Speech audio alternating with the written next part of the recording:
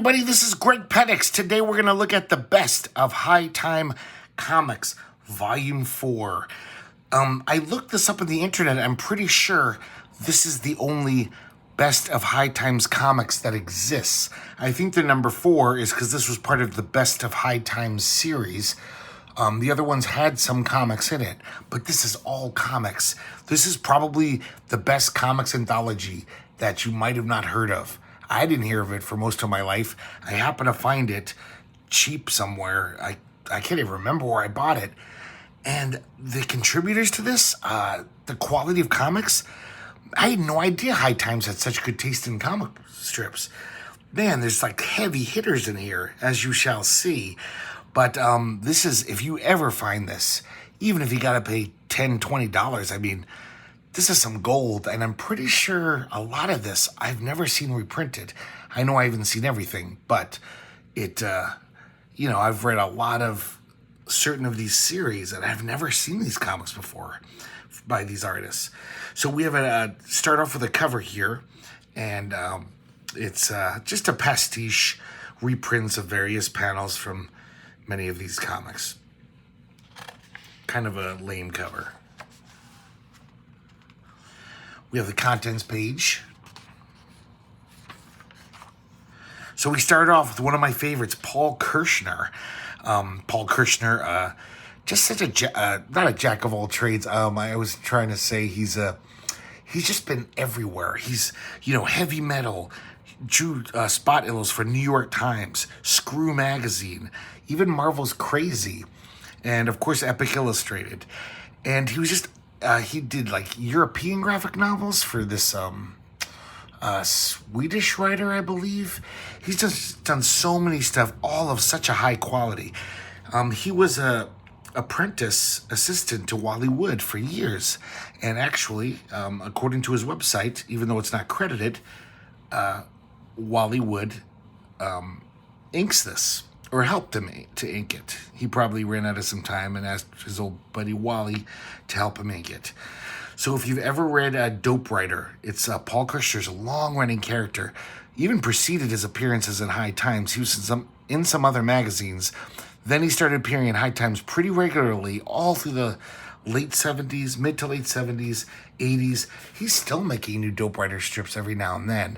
And they're very surreal. They're basically the kind of comic that you'd expect in High Times. Like some guy whacked out of his brain on some kind of drug would just be like, whoa, this is crazy, this is heavy, man. And but Paul Kirshner's such a genius that it's still good. It's not just sophomoric, stupid Cheech and Chong stuff. But yeah, this is how most stories of Dope Writer are. It's Dope Writer enters a saloon. He asks for water. All the cowboys there are just like, we don't like your kind here. And he starts shooting up heroin. And I think you can see the Wally Wood influence on this panel. This tough-looking guy with a giant crucifix with a bullet on it. He says, oh, I'm sorry, that's the sheriff. And he says, I'll give you 3 to slap leather. And Dope Writer shoots him. And someone says, he shot the sheriff. Outside we see they live in this completely flooded world. I mean, it's very surreal. Then all of a sudden, all of the guys turn into lizards. All the cowboys who've been kind of threatening him. And they give him a fair trial by doing the slot machine. And it comes up 3 nooses. So that means death by hanging. That's how they judge people. So there's a singing cowboy who asks him if he has any last words. He says something like basically what a stoner would say, thinking that he was very profound. Look at this Wally Wood business here. That's how you can totally tell. It is Wally Wood. So they hang him. And then it says later the same day, and Dope Writer's in a hot air balloon in this amazing surreal landscape where the rocks are floating, almost have a low gravity and are just, are resistant to gravity. And the last thing he says is the best thing about being high is the view. So that's very typical, dope writer wisdom right there. This is a little one-pager. I like this one a lot. It's just so nuts and surreal. To give you an example, all these various panels. In a foxhole on the Western Front, Jesus and Nathan Hale share a cigarette. Helen Keller is almost there, but Manson waits. Meanwhile, on a windswept street in Miami, Albert Schweitzer faces Joe Stalin. Only one will walk away alive. So it's just mixing all this crazy stuff. Definitely very surreal humor, and I guess if you were high, you would think this is very good. It seems Paul Revere got through, but too late. Tokyo is in ruins, and Godzilla is trampling through Tokyo. If only Charlemagne had air support. I could read 20 pages of this. I don't know. It's fun. So, okay, this is really interesting. So, this is the first appearance in any publication of Drew and Josh Allen Friedman. Drew Friedman, you probably know from, God, what hasn't that guy done? Worked for Heavy Metal, National Lampoon, Raw Magazine, many of his own books. Now he's, and has so many national magazines like Entertainment Weekly and Spy. This is his first stuff, though. And back then, his brother, Josh Allen, would write the scripts for him. And this is a story that was reprinted in Raw #1. I always thought that's what it was made for. I had no idea that Raw #1 was just reprinting this from High Times. So, I read this when I was a teenager, but it's fun to read again. This is such nasty humor. It's a parody of the Andy Griffith Show, basically showing you what Andy Griffith would really be like back then, living in the South, during the civil rights struggles. So we see Andy and Barney just being typical goofballs. They smell Aunt Bee's pie, and they run towards Aunt Bee's house where she's cooling it on the cell. And she's like, "Go on now, no pie till after supper." And he's just like, "Come on, Aunt Bee, one slice." She's like, "Shoo now." And they go away all like a bunch of sad children. Then we cut away. We see a stranger entering town. A black man. He goes to Goober's station, and Goober seems a little out of sorts. He's like, "I'll be right back." And I love this, how you don't even hear his words, but we see him on the phone, and all of a sudden the pointillism is way darker. The tone is getting darker. And Andy's on the other line saying, "Oh, what? I'll be right over." So him and Barney run over, and they start harassing the black guy, because remember, this is the South in like 1959 or whatever Andy Griffith was on. So the guy's just totally being passive, just saying, "I just want some gas. I'm just passing through town." And Andy's just like, the Andy Griffith we're so used to seeing, so kindly and goofy. It's just so weird seeing him just like some Southern sheriff from that time. And he yanks the black guy out of the car, and then Aunt Bee helps, and she cracks the guy in the head with her rolling pin. Then a bunch of people show up, and they put on their KKK hoods, and they held a speedy trial at the gas station. And oh my God, this is just so nasty that he says, "Got the rope barn," and they hang the black guy. They lynch him. And then later that evening, "Can we have some Mario pie now, Aunt Bee?"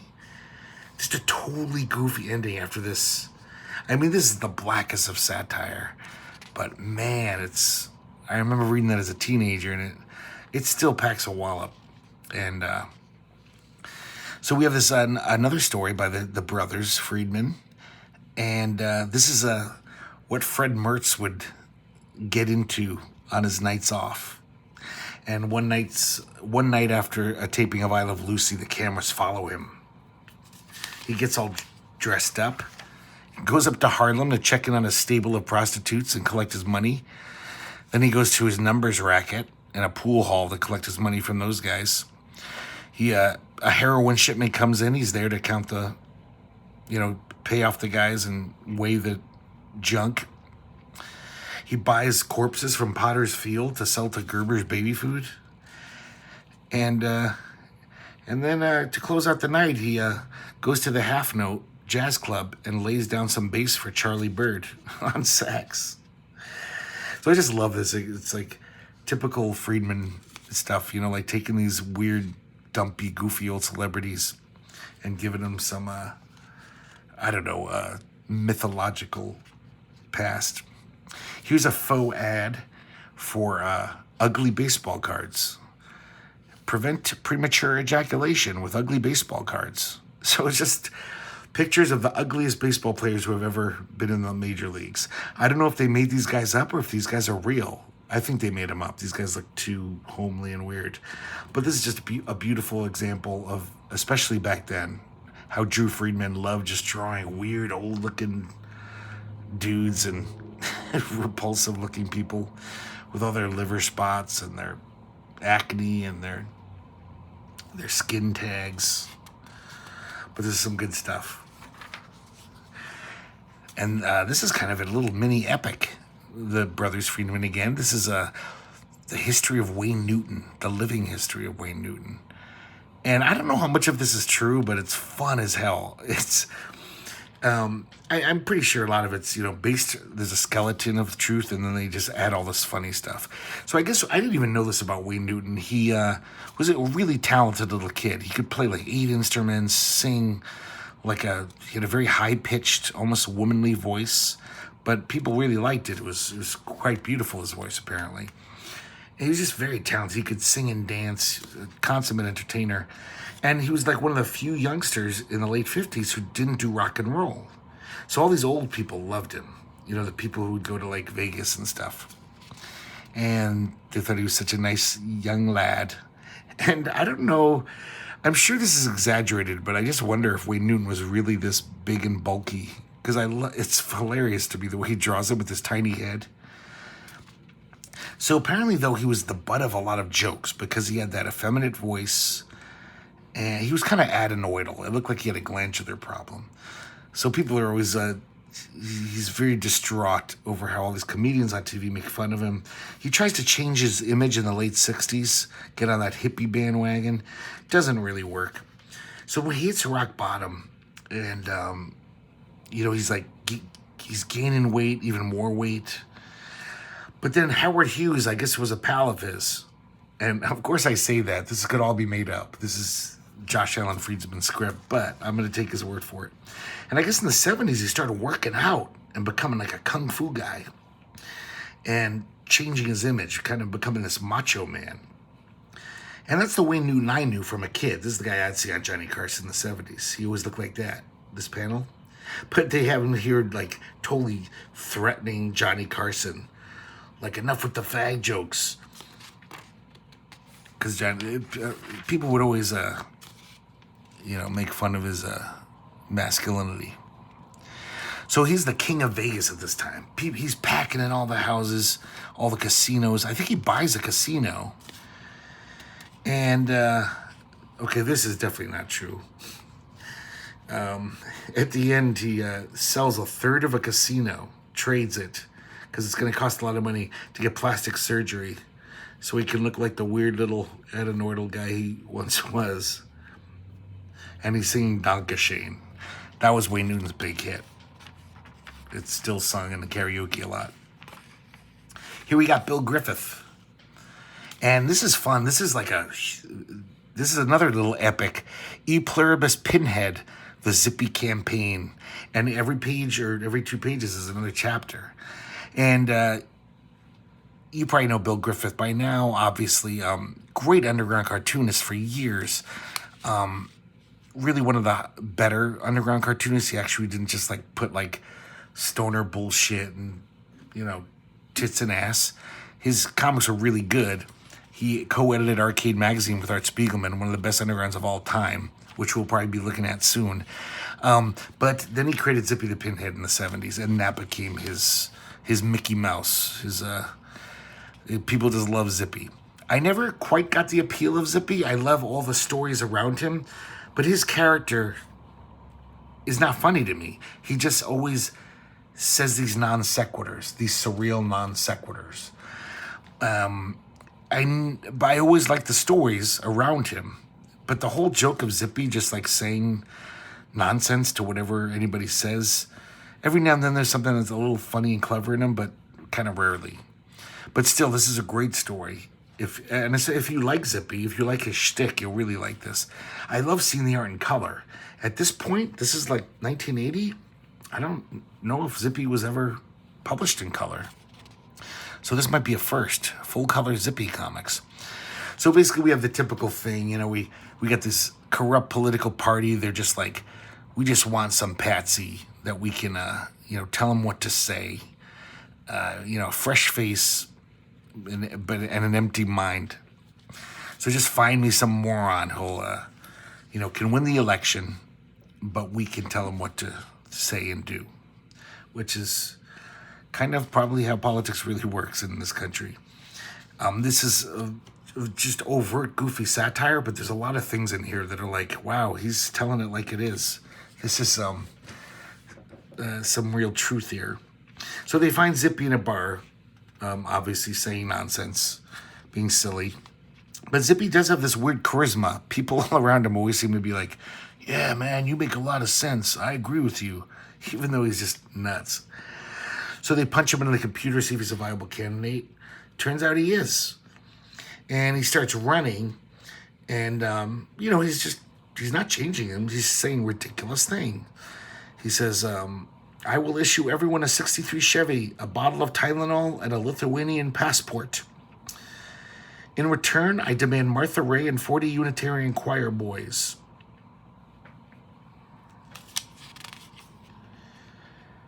And this is a little scary now after we've seen, the rise of Donald Trump, where he's just a total, obviously insane nut job. But these people are just like, well, that's certainly a refreshing attitude. This is like a typical suburban family. He's got guts, but can he handle Congress? So these people are taking him seriously. And as we've seen, this happened where someone can rant like a maniac, and a good percentage of the country would be like, oh, he's a straight shooter. I like the cut of his jib. He's not your normal politician. It's like, yeah, he's not. He's insane. So Zippy's nuts. And he seems to be getting more and more supporters. They make this little life story for him. And we see some photos of young Zippy learning how to put taco sauce on ding-dongs, even at school. And being Zippy, being silly. So Zippy takes a 30-day flight pass and just does his own campaign. His handlers are like, where the hell is he? Oh, my God. And he goes to this airport. He's just on the baggage carousel. And he says, let's send the Russians defective lifestyle accessories in plaid Samsonite steamer trunks. And he's... this is kind of like almost like you could read into it as if it's some political metaphor. Suitcases go round and round. Big shots tell us this is our bag. When we get it home, we don't really want to unpack it.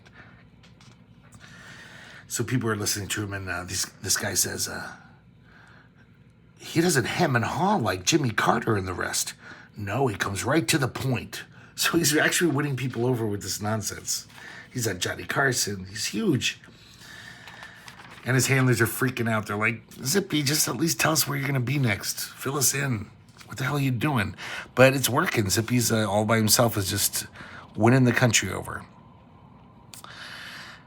My fellow Presbyterians, Ronald Reagan wears tie-dye Toreador pants. I challenge him to a duel. And so they show Reagan, because remember, Reagan was, this is the year Reagan ran and won the presidency, 1980. And he does a great satiric take on Reagan. Just Reagan keeps falling asleep. He really shows him for what he probably was. I obviously don't know him personally, but he seemed like a somnambulic nincompoop. He had narcolepsy. And so they're getting ready for the debate. And Ronald Reagan's falling asleep. Zippy is just going nuts, saying crazy shit. And Reagan passes out, so Zippy wins the debate. So the Republicans get nasty. They do some dirty tricks. They hire a guy, dress him up just like Zippy, and they send him to a speech, and they tell him to say all these offensive things. Now, here's where it gets really creepy and uncanny. Zippy says, put all Muslims in the pen, string up the Lutherans. If there are any lawyers, rabbis, or women here, get out. Wow, yow. Because this guy doesn't really know how to talk like Zippy. He's trying to imitate Zippy's goofiness. But the crowd isn't buying it. The crowd's all like, oh, with talk like that, he's never going to get votes. He'd better watch it. And he starts losing support. And a lot of the crowd is annoyed. And this is so weird after Trump. Like, this is the kind of speech he said that got him supporters. Kind of racist, just mean-spirited stuff. A lot of people ate it up. But this was a saner world, maybe, and you couldn't do that. You'd lose all your supporters. So Zippy shows up, and his handlers find the fake Zippy, and they unmask him in front of the whole crowd, and they give him their support again. They realize that they were duped. And it's funny because even before this point, Zippy already thinks he's president, and he thinks he's running for re-election. And it's so successful, he keeps saying it in his speeches, that half of Americans think he's up for re-election. They're like, is he the president? I guess I'll vote for him for the second time. And it's just so dead on how, like, dumb the electorate is here in this country, where you could just say stuff, and half the country will be like, oh, I heard them say this. And I think it's true. So, Zippy's having this crazy dream with Liberace and Fred Astaire and Jerry Lewis, and they're all telling him how great he is. And he's just winning over more and more people. And he's a shoo-in.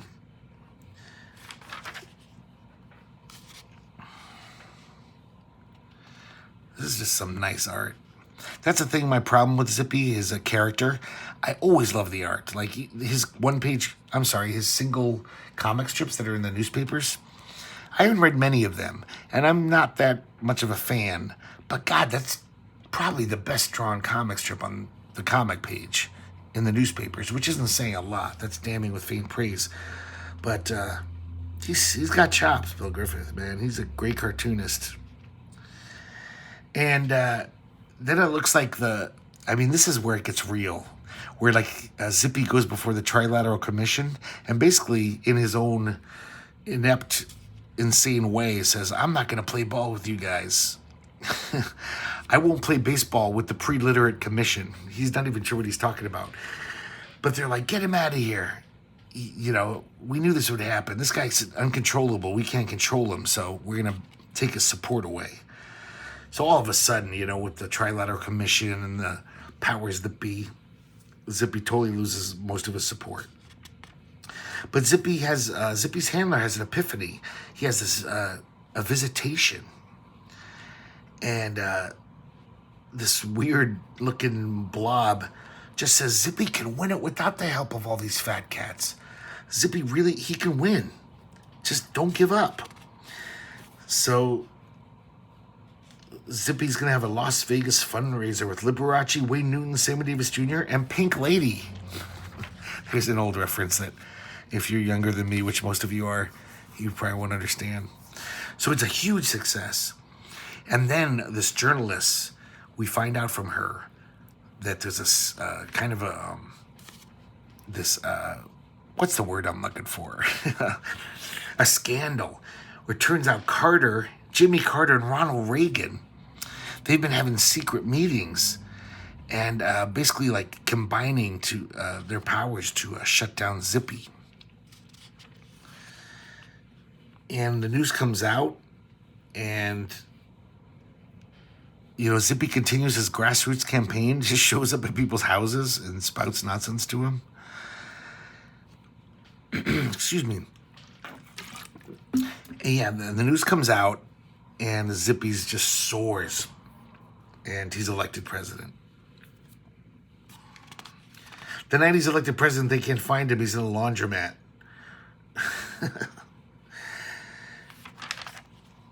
Zippy barely cares. So he's president. And of course, he's a very hardworking president. He stays up all night, his first night in office, calling up all these world leaders, using his power just to do insanity. He's like, New York Times, I'm announcing the mandatory marriage of Anwar Sadat and Anita Bryant. Taiwan, send over 24 of those slimy rubber spiders and I'll recognize your existence for 3.5 hours. And then he finally passes out and his handlers are like, the world can rest easy for a little while, at least while Zippy sleeps. And we see the fallout of all of his insanity. His Defense Department, why are all our neutron bombs completely covered with pink paisley contact paper? Hello, the Russians won't leave Miami until the so-called until they get 50,000 alligator ashtrays. Washington, it's raining white plastic go-go boots in Rio de Janeiro. So somehow Zippy is just really changing the world. That's a pretty fun comic. So here we got Dave Sheridan with a little help from co-writer Ron Siegel. And Dave Sheridan was the creator of Dealer McDope, a popular underground comics character. More importantly though, he was partners with Fred Schreier, and they did a comic called Mother Oats together and many other comics in other publications. Those two were just heavy hitters.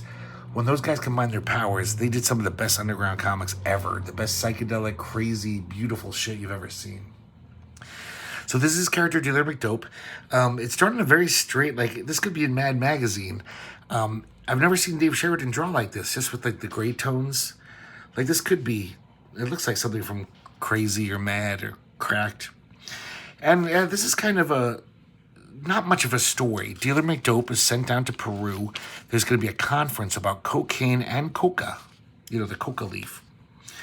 And a lot of people are coming up, all these generals, and they all look kind of fascist, or like saying that it all should be, coca and cocaine should be illegal. But then these other people are coming up and saying, hey, coca is a part of Andean culture. It has nutrients and medical uses. So it's basically just this debate, and Dealer McDope is watching. And not much of a story. But yeah, check that out. That could totally be in Mad. It's a nice cartooning. But I like his psychedelic stuff more. But this is like, yeah, look at the craft of Dave Sheridan. He just draws this Andean village using just like wash tones, or, I'm not an artist, I don't know, but it's quite beautiful if you can see it on your tiny screen. So at the end, he scores some coca, and he's chewing it and having a great time.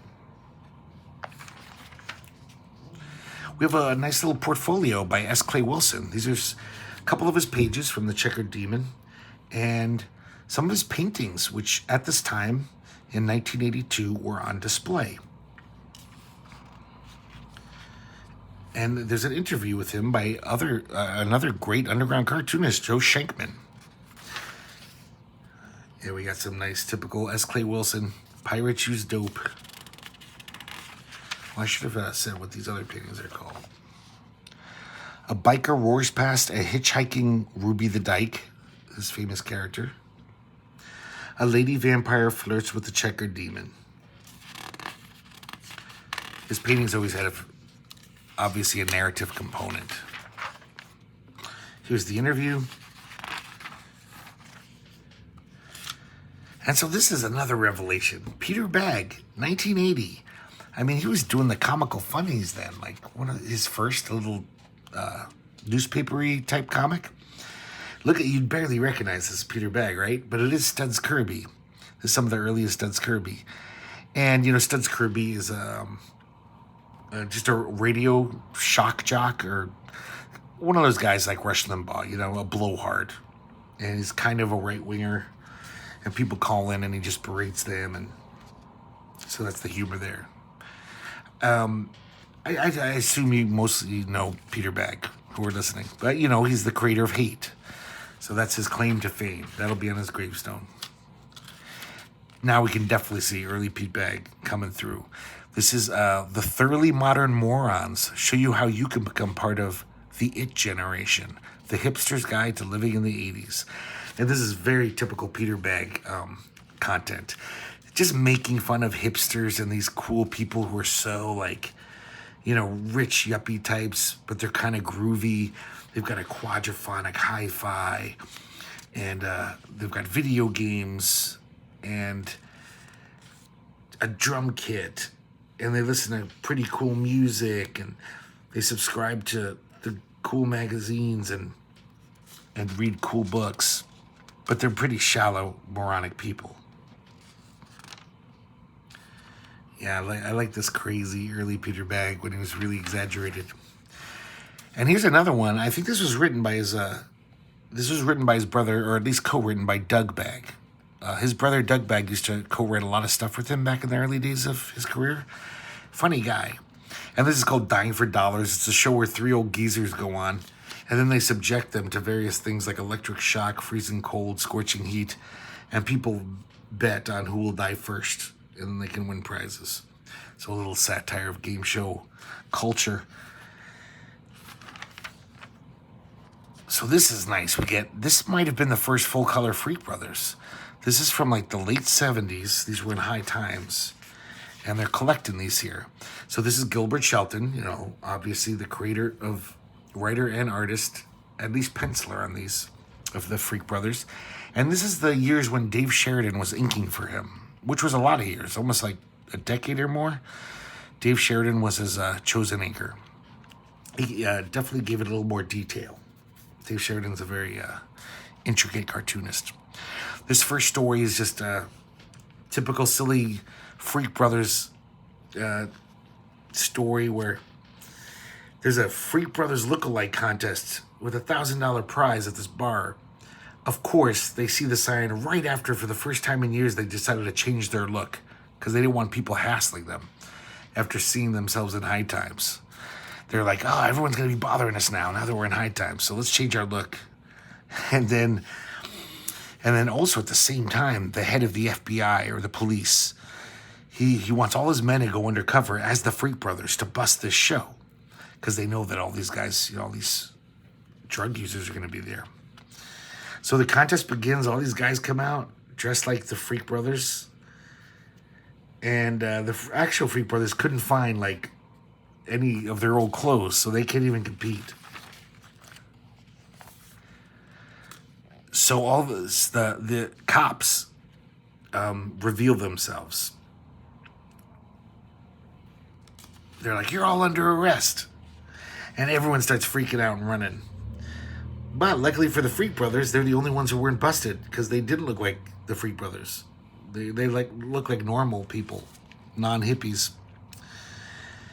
And back at the station, the police chief is yelling at his cops. He's like, every one of you blew your cover. You totally fucked up. So now we have a little epic here. This is the Freak Brothers. They get this crazy old RV. It's like from the 40s. It's called a land yacht. And they fix it up. And they decide to get some of their money back since they're planning on traveling across the country. They decide to do like a green tortoise type thing. They put an ad and say, hey, travel coast to coast with us, $30, that's it. And all these random people of all walks of life come up and give them $30. And they make a lot of money, and they're like, hey, this is working out. So they tricked out the inside of the land yacht. It looks pretty cozy. And they start their journey with all these bizarre people. Just a random assortment of people from all walks of life. And they're driving across America, and I think they're in Death Valley here. And there's a rock festival, so everyone kind of votes like, yeah, let's take a little detour, check out this rock festival.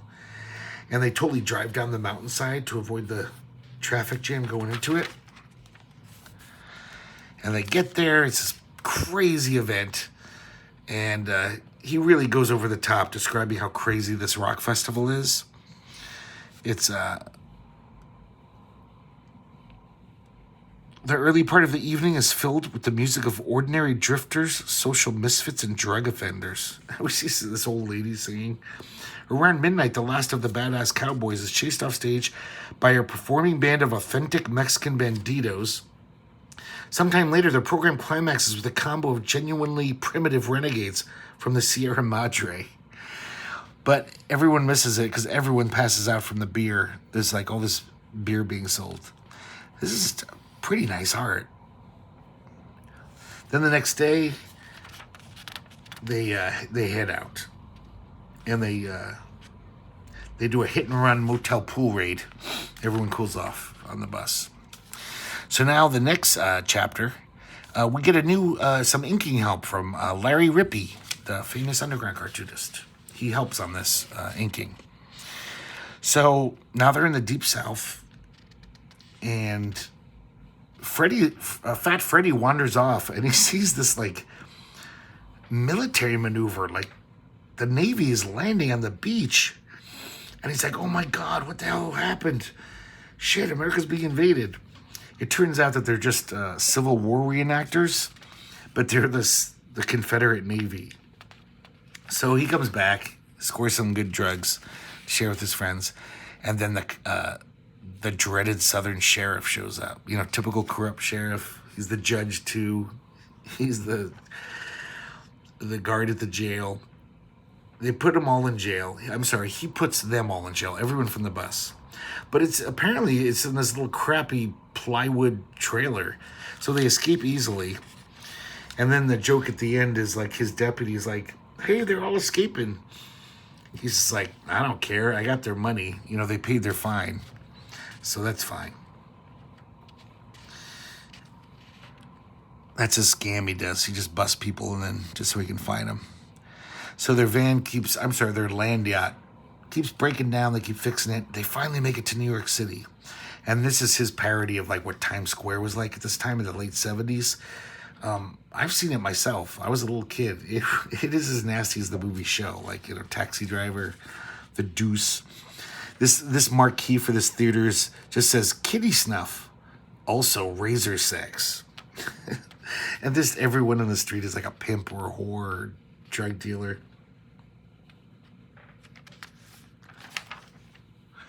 So there's a gay pride parade happening, but then the Nazis for Decency show up and do a counter protest or counter parade, and then they start fighting. It turns into a huge riot.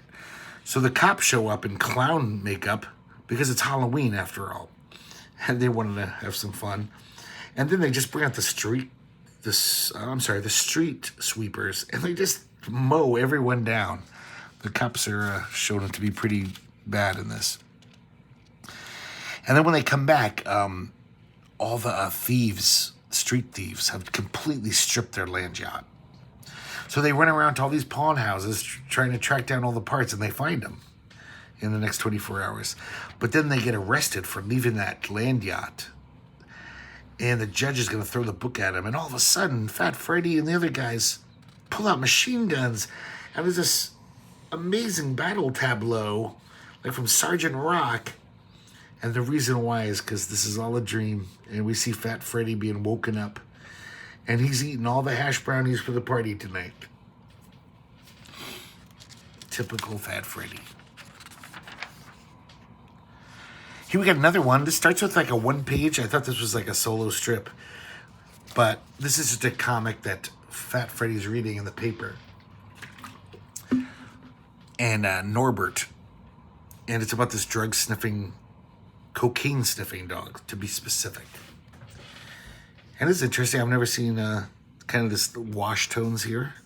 He's trying to make it look like a different kind of comic strip. It says Notorious Norbert by Flegel and Fosdick. So this gets the Freak Brothers to thinking. They get a little paranoid. They're like, oh my God, they have cocaine sniffing dogs now. We got to clean this apartment, like deep clean it.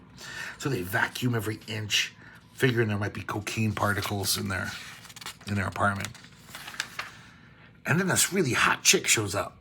And she's like, hey, I'm new in the neighborhood. I just came over to get acquainted. And we could have a party. Do you have any drugs? And of course, they're all bummed. They're like, God damn it, we just flushed all our drugs down the toilet. Because they thought that her knocking at the door was like the cops. And they slammed the door on her. And, but then it's the reason why, what's his face? Phineas, he recognized that was Norbert. Notorious Norbert, the narc. And when he gets down there, his superior is kicking him in the ass. We see his wig fall off. And Norbert failed again. He says, I'm new to this door-to-door entrapment detail. This is interesting. As you've seen, all these comics, it's kind of nice. They have a little introductory thing showing you the artists and the creators. And here we have Ted Mann, long-time National Lampoon editor and writer. He wrote the following comics for Frank Thorne to draw. And here's crusty old Frank Thorne, but I think that's Wendy Pini, because she would always cosplay for him back then. She would dress up like Red Sonja. I could be wrong, but I think that's Wendy Pini. So this is a comic that ran in High Times for a while. Ted Mann's Danger Rangerette. And she's a park ranger. And they're just these one-page strips. Excuse me. I like this one. She sees this hippie couple, and they're planting something in the park. And she says, I'm going to have to investigate. You know, you can't really transport plants from the park. And it's a pot plant. And this hippie couple are just like, oh, you know, we brought this plant back home. It was almost dead, and we nourished it, back to health. But she wasn't happy. She pined for the wild country and freedom. So now every month we come visit our plant. And Danger Ranger just looks at the camera and says, very near the most beautiful thing I've ever heard. The next trip we meet her constant nemesis, Secretary of the Interior, Cecil Andrews. And he's a bastard. He's like an Ebenezer Scrooge type. So he's going to blow off a nuclear bomb in the park to cause a volcano to increase visitors. Because if there's a volcano in the park, he figures more people want to go. And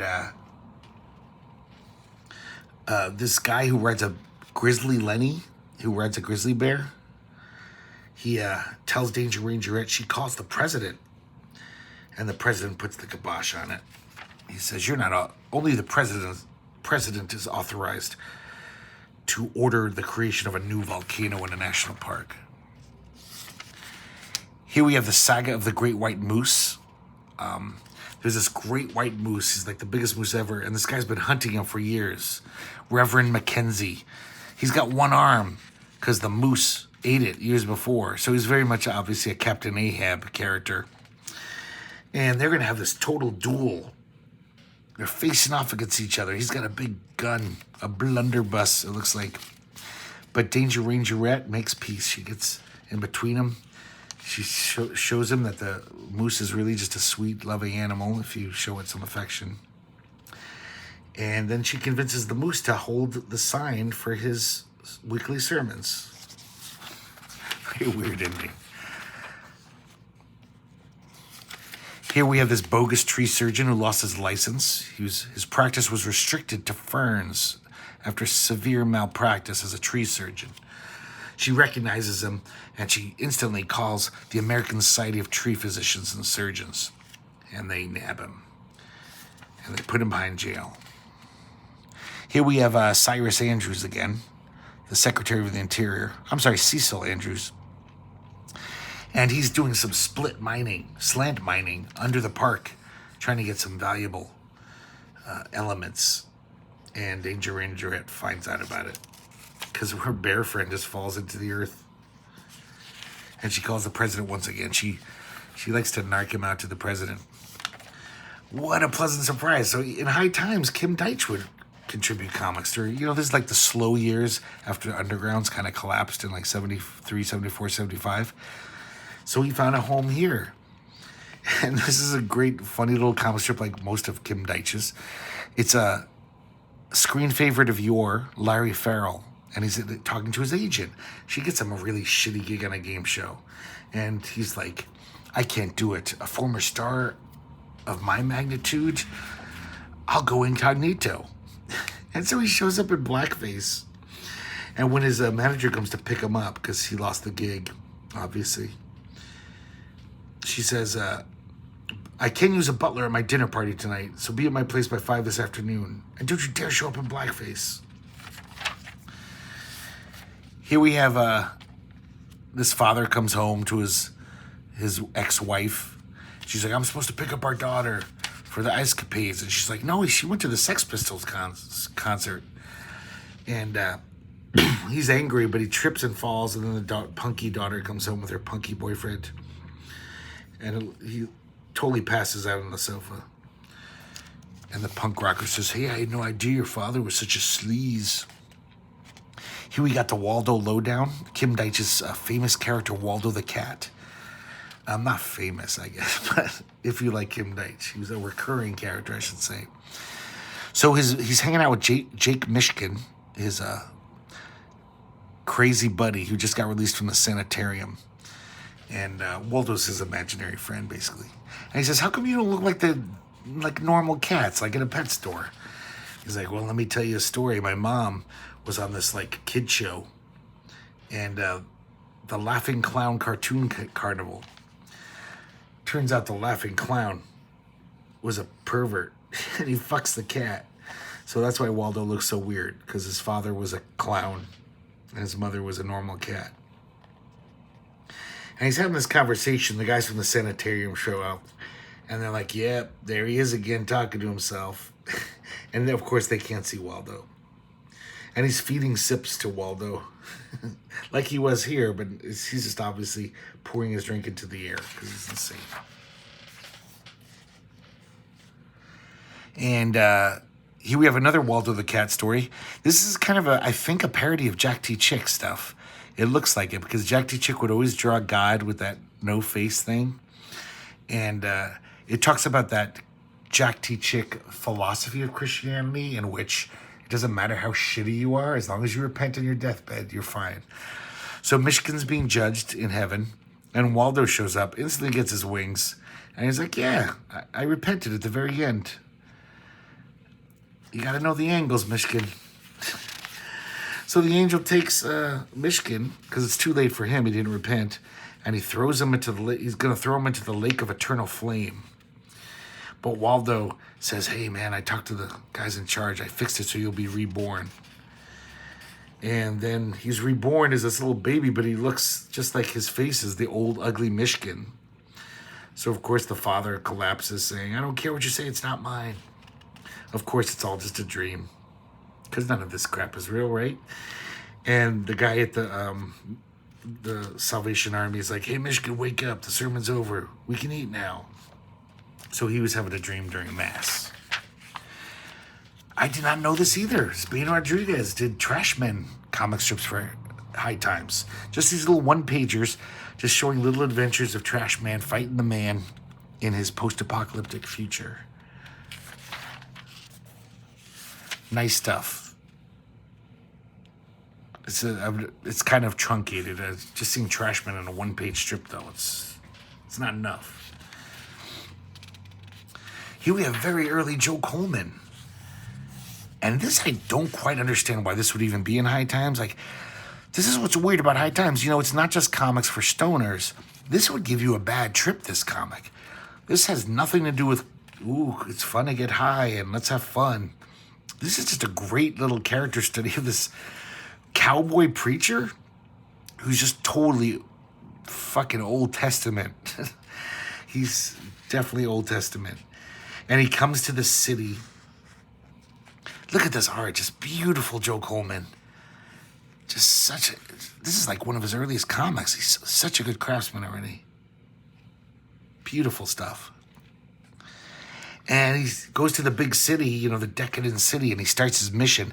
Kills an abortion doctor. Kills homosexuals for going against God's natural plan. He kills drug users. And he kills prostitutes. And at the end, this is the punchline. This is only a beginning. All sinners shall perish, and the earth shall be clean for the children of God. Just a weird comic, especially that it's in High Times. It's really good stuff, though.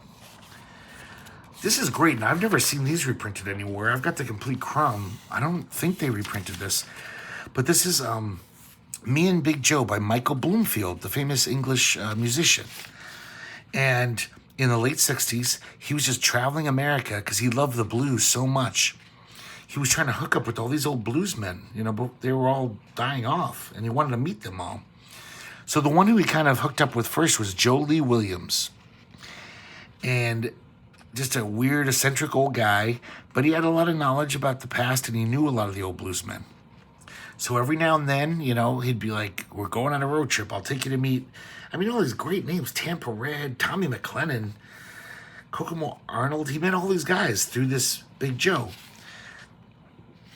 I really like this Tommy McLennan when he's old. He was just a skeleton, but his eyes were like hot coals burning at you. And if you've ever heard Tommy McClellan's music, it looks like that. The music sounds like it's fierce music, very fierce. So this is a really fun anecdotes about his time in America back then, hanging out with these old bluesmen. They're all crazy. Big Joe's a nut job, and he gets a few drinks in him, and he's a fucking monster. But he's like, oh, it's interesting hanging out with this guy. I'm learning about blues history, but man, what a pain in the ass. Beautiful art Crumb illustrations, though, as you can see. Just great stuff. Because, obviously, art Crumb is a passion for that kind of shit. And here we got Trina Robbins, the self-proclaimed queen of the undergrounds. I don't think she's ever done that, but she's pretty much known as the famous female underground cartoonist. Lulu's back in town. I think this might have been a recurring character. I'm not sure. I've never read these before. It takes place in like the Cotton Club Harlem days of the 30s, and Lulu gets back from Cuba. Pot's now illegal. It wasn't when she left. It's right around the time when they illegalized it. But she brought back a bunch of pot from Cuba, so she's in quite the position. This guy, he's this smooth guy. What is his name? Mr. Otis, I think? Yeah. He sees her at a club, and he tries to make a deal with her. He's like, hey, unload that pot on me. I'll give you this much money. And she's like, don't insult me.